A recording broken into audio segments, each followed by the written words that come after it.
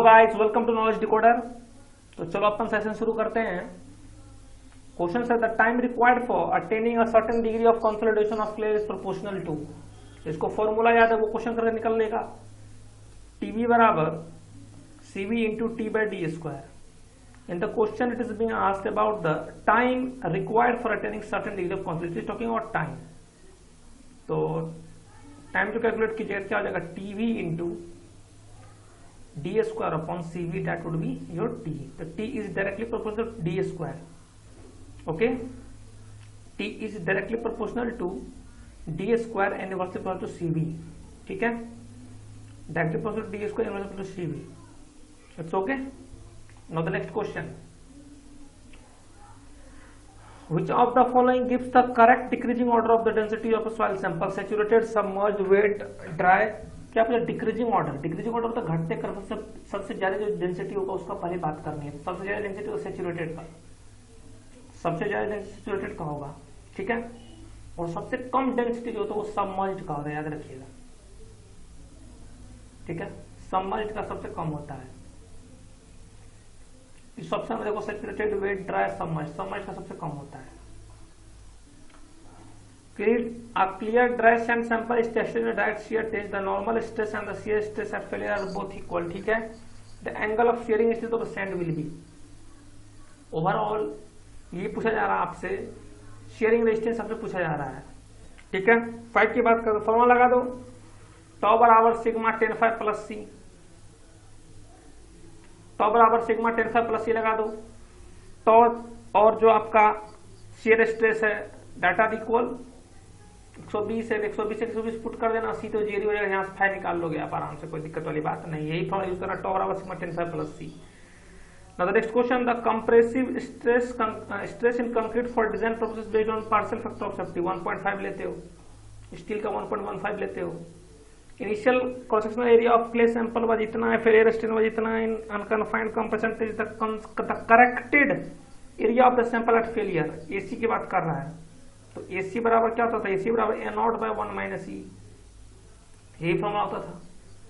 Corrected area जो था AC बराबर A0 by 1 minus E. A0 is already given to you, A0 ये दिया हुआ देखो 15 सेंटीमीटर स्क्वायर, 1 माइनस ई भी स्ट्रेन भी दिया हुआ कितना 25%, 25% को कर दीजिए कितना 100 से डिवाइड करके 1/4 लिख दीजिएगा।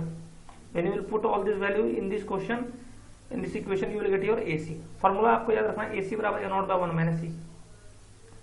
क्वेश्चन क्या है, during the seepage through an earth mass the direction of seepage is parallel to the equipotential line, नहीं, perpendicular to the stream line, नहीं, perpendicular to the equipotential line, correct है।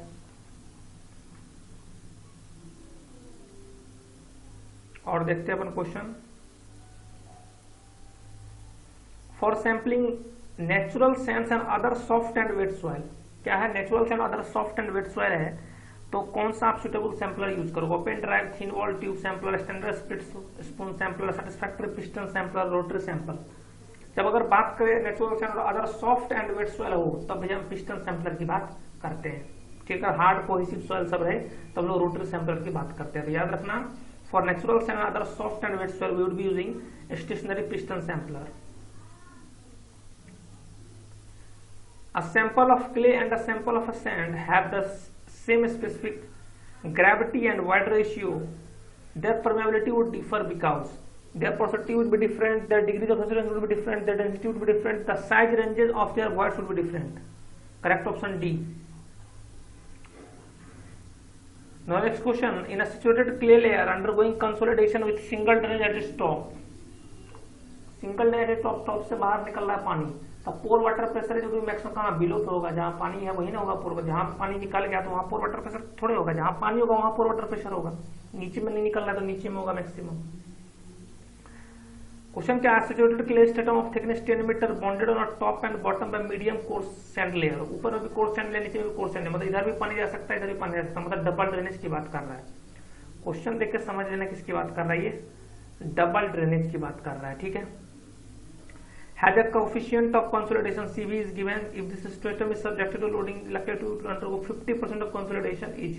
टोटल आपको overall time निकालना है, formula जानते हो लगा दो, टीवी बराबर CV into T by D square. TV बराबर CB into T by D square. What you have to do, you have to calculate that value of T. CB is already given. Actually it is double drainage. अगर single drainage तो D बराबर H हो जाता, double drainage है तो D बराबर H by 2 हो जाएगा. जो थिकनेस उसको आधा कर दीजिएगा. ठीक है, तो डी भी गिवन है, सीबी. हाँ, टी भी कैसे निकालोगे, देखो जो कंसोलिडेशन है, अगर मैं बताया था आप लोगों को, U less than equal to अगर 60% होता है तो टीबी बराबर होता है pi by 4 into U square.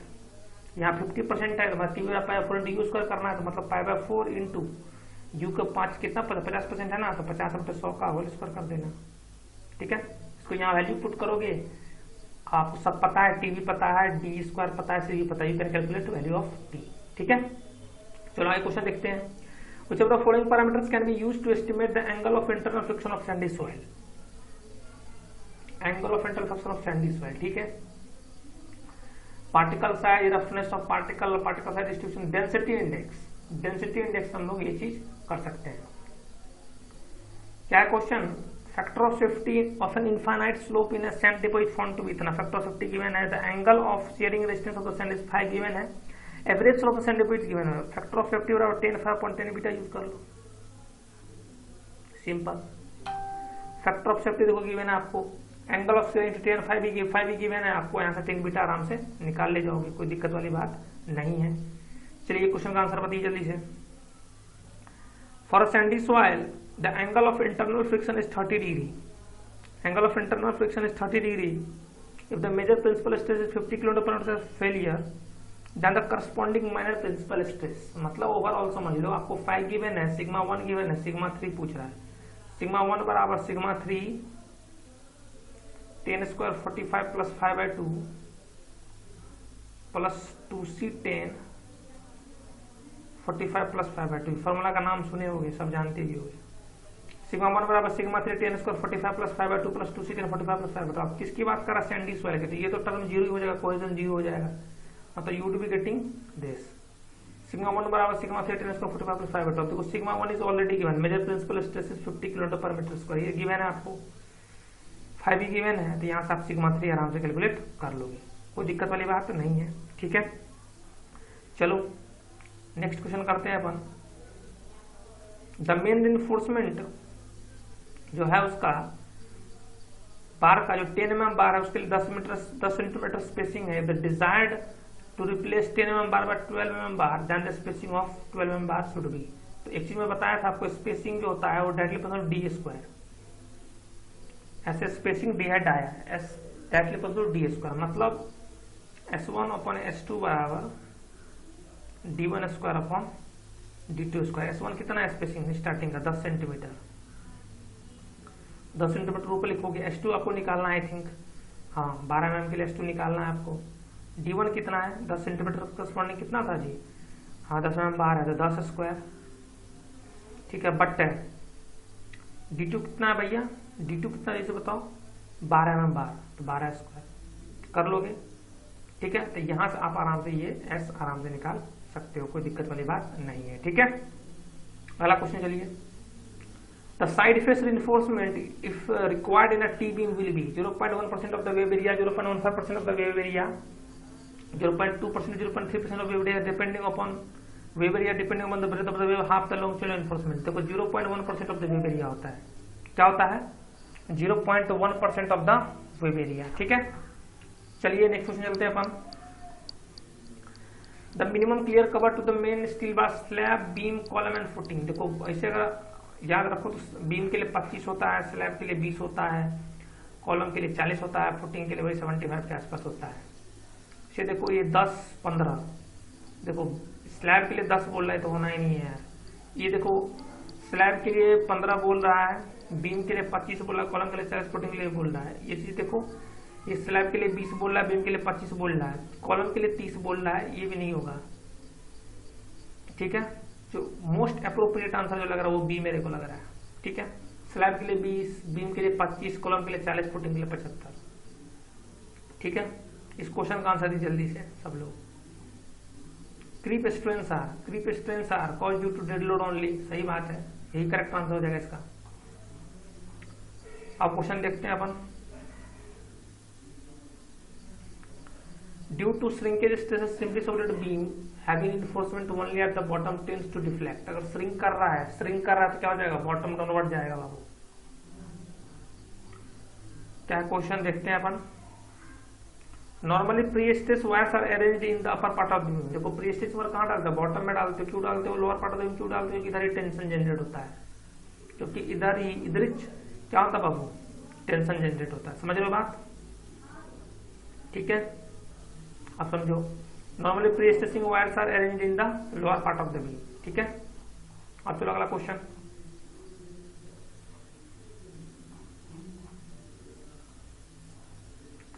Which of the following methods of structural analysis is force method? Force method is flexibility method, slope deflection method, column analogy moment। इस column analogy method जो है बाबू, ये आपका force method होता है। जो कैनिजी method होता है वो आपका डिस्प्लेसमेंट मेथड होता है।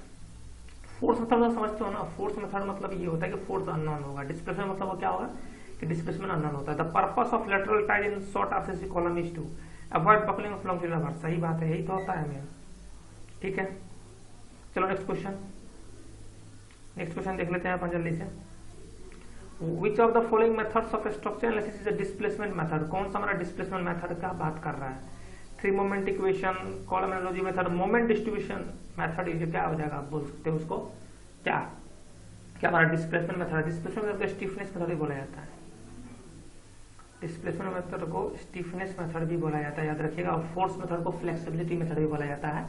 तो डिस्प्लेसमेंट मेथड यहाँ क्या हो जाएगा, मोमेंट डिस्ट्रीब्यूशन मेथड, ठीक है।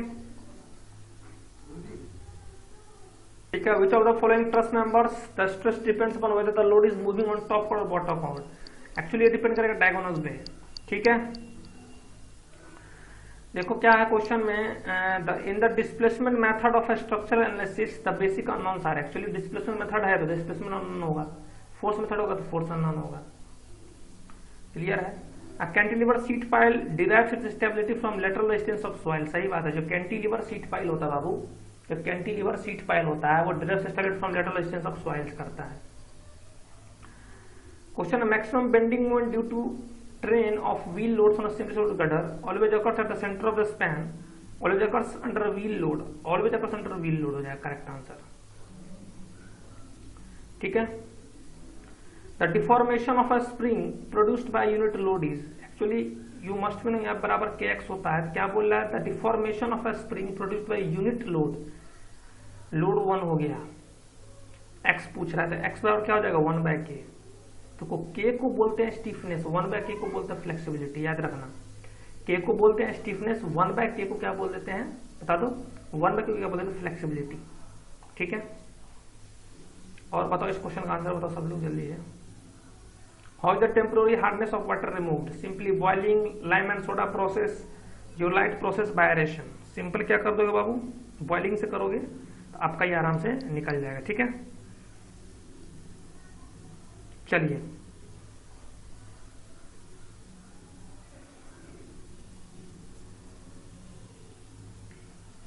What is defined as the ratio of volume of air. क्या बोल रहा है, volume of air voids, volume of air voids to total volume of soil. मतलब ये किसकी बात करेगा, परसेंटेज एयर वॉइड्स की। अगर एयर कंटेंट रहता तो भैया volume of air divided by total volume of voids में टोटल वॉइड्स की बात कर रहे थे। परसेंटेज एयर वॉइड्स जो होता है तो नाम ही परसेंटेज कुछ ना कुछ एयर वॉइड है, किसमें है, सॉइल में है। तो यही चीज का करेक्ट आंसर हो जाएगा। What is determined by conducting an abrasion test? Hardness determine करते हो बाबू, Los Angeles abrasion test. Stainless steel is an alloy of which among the following, chromium, nickel and iron. सही बात है। इस क्वेश्चन का देखते क्या आंसर है। In which of the following types of concrete beam section fill will occur all of sudden, all on a sudden. Sudden की बात कर रहा है। अगर अंडर इनफोर्स सेक्शन की बात करते हो, अंडर इनफोर्स सेक्शन में क्या होता है कि स्टील कम है, स्टील फेल करेगा। और अगर ओवर इनफोर्स सेक्शन की बात करोगे तो ओवर इनफोर्स सेक्शन में क्या होता है कि ओवर इनफोर्स सेक्शन में बहुत ज्यादा स्टील होता है और कंक्रीट कम होता है, तो कंक्रीट पहले फेल करता है। तो ये भैया हमारा ऑल ऑफ सडन फेलियर किसका हो जाएगा, ओवर इनफोर्स सेक्शन का। क्लियर है। इस क्वेश्चन का आंसर दे दो। विड्थ ऑफ ब्रॉड गेज 1676 में, ठीक है। Which of the following condition of a T beam becomes identical to a rectangular beam with width equal to that of flange, ठीक है। कब होगा, neutral axis remains within the web, neutral axis remains within the flange. देखो ऐसे TV में होता है ना बाबू, रेक्टेंगल तब ये बिहेव करेगा कि जब न्यूट्रल एक्सिस इसके ये इसको बोलते हैं वेब, इसको बोलते हैं फ्लैंज, इसमें जब रहे, ठीक है। तो neutral axis remain within the web गलत हो जाएगा, neutral axis remains within the flange, ये ऐसा करेक्ट आंसर होगा, ठीक है। अब देखो by which of the following test fineness of cement can be determined, air permittivity test, air permittivity test, soundness test हो गया, विकास सेपरेटर चीजें होता है, किसके लिए होता है याद रखो, ठीक है। सेटिंग टाइम सब देखते हैं बाबू विकास सबसे। साइड स्लोप ऑफ सिप्लोटी वेयर 1:4, 1 हॉरिजॉन्टल 4 वर्टिकल, कौन सा करेक्ट आंसर होगा बताओ, 1 हॉरिजॉन्टल 4 वर्टिकल, ठीक है। On which of the following support for flat slab is provided? Flat slab में क्या columns built monolithically with slab, सही बात है।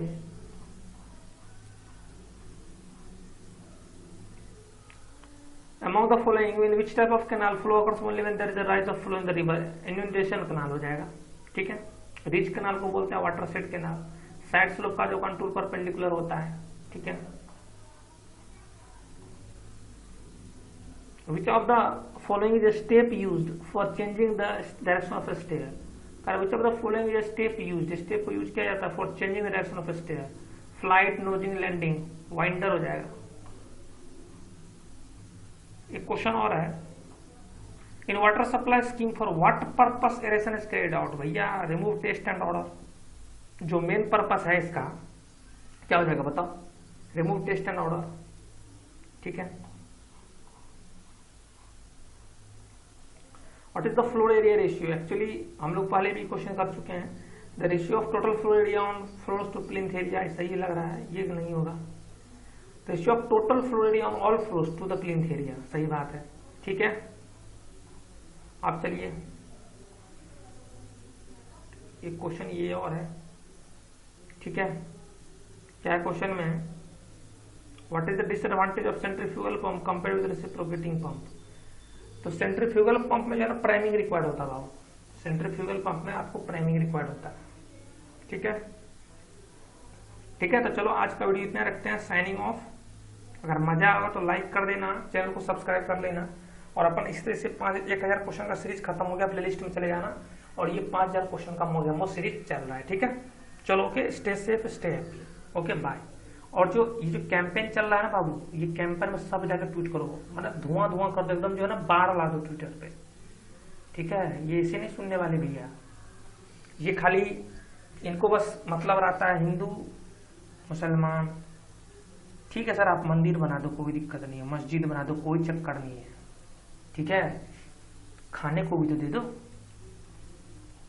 ये दे दोगे ना सब बढ़िया हो जाएगा, ठीक है। चलो ओके, तो इसलिए सब लोग ट्विटर पे जाओ और मचाओ सब।